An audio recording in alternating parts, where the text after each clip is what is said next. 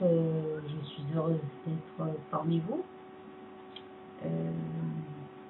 Voilà, je suis née dans une famille catholique où, bah, comme peut-être beaucoup d'entre vous, il fallait aller à l'église et au catéchisme.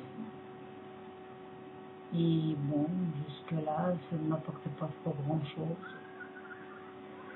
Jusqu'au jour où bah, j'ai dû faire ma grande communion. Et en fin de compte, j'ai pas pu la faire parce que la femme qui m'enseignait le catéchisme s'était enfuie avec le l'abbé, laissant son mari et ses 3 enfants. Alors depuis là, bah, je ne croyais plus en quoi que ce soit. En plus, ma grand-mère m'avait promis une montre en or que je n'ai même pas reçue. Bon, mes parents, malgré tout, nous envoyaient tous les dimanches à la messe. J'y allais avec mes 2 sœurs et mon père m'emmenait une pièce. Et en fin de compte, eh ben, on n'allait pas à l'église, on ne rentrait même pas dedans. Sauf qu'avec la pièce qu'on avait, ben, on allait s'acheter des bonbons. C'était tellement bon les bonbons. Et puis voilà, et puis, et ben, ma foi, à l'âge de 14 ans, j'ai perdu mon papa, là où j'en avais le plus besoin. Je me sentais très seule dans mon cœur, puisque je suis restée avec une maman alcoolique et violente. Je supportais ses cris, ses délires. Et en plus, il fallait que je remplisse le rôle de maman pour ma petite sœur qui avait à peine 3 ans. Voilà. Et puis, bah, j'ai enduré ça pendant 3 ans. Et puis, vers 17 ans, et ben, j'ai pris le premier homme que j'ai rencontré sur mon chemin. Nous avons été mariés 8 ans. J'ai eu 3 enfants. Et au bout de ces 8 ans, et ben, il m'a abandonnée toute seule avec les 3 petits-enfants qui étaient très petits. Ma meilleure copine d'enfance. Alors là, je vais vous dire, bah, au lieu de réfléchir et d'assumer, eh ben, j'étais abattue. Donc, je me suis mise à boire, je me suis mise à fumer des joints. Je pense en pensant que le mélange des deux ben, m'éviterait de penser à mes soucis. Et puis, sentant mes enfants auprès de moi en danger malgré tout, parce que maman qui a bu, bah, les enfants sont en danger. Donc j'étais voir l'assistante sociale pour faire un système de garde, ça s'appelle un système de placement provisoire.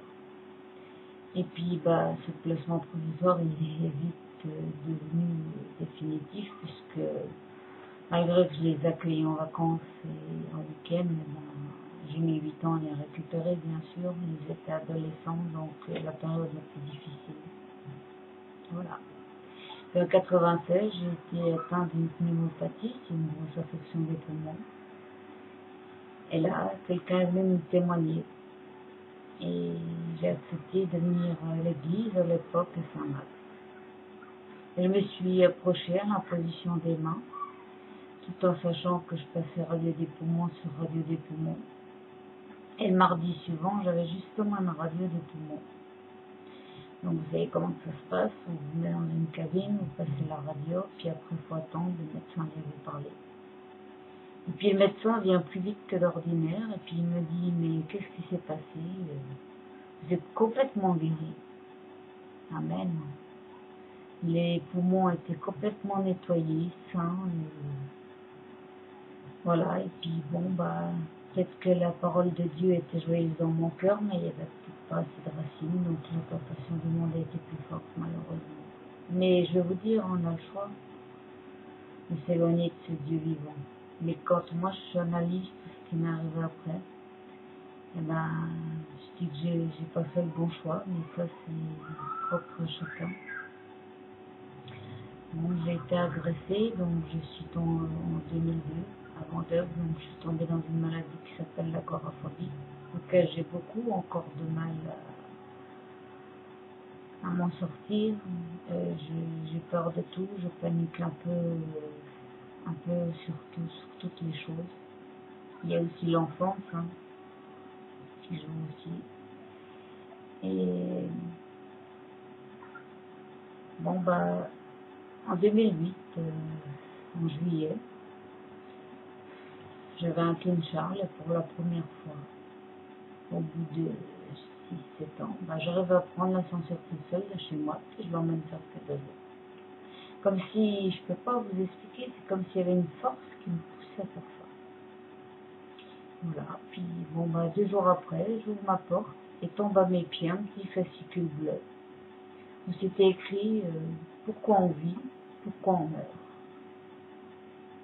Et là, j'ai compris que Dieu m'a renvoyé un message. Donc, quelques jours après, au coin de mon bloc, j'aperçois le pasteur avec un groupe de frères et sœurs qui partaient évangéliser. J'interpelle la dernière femme, c'est Anita. Elle m'explique où se trouve le chapiteau, comment que ça se passe, à quelle heure. Je lui dis, bah, si mon compagnon m'accompagne, il n'y a pas de souci, ce soir je suis là. Et puis, bah, elle me dit, en plus, si vous voulez, on peut venir vous chercher. Donc, doublement en confiance.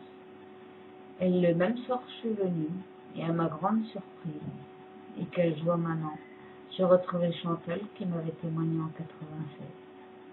Voilà, moi je vous encourage à lire la Bible et à louer l'Éternel parce qu'il n'y a que lui qui peut, sur toute chose, vous donner des réponses, que ce soit spirituel, physique, mental, enfin tout.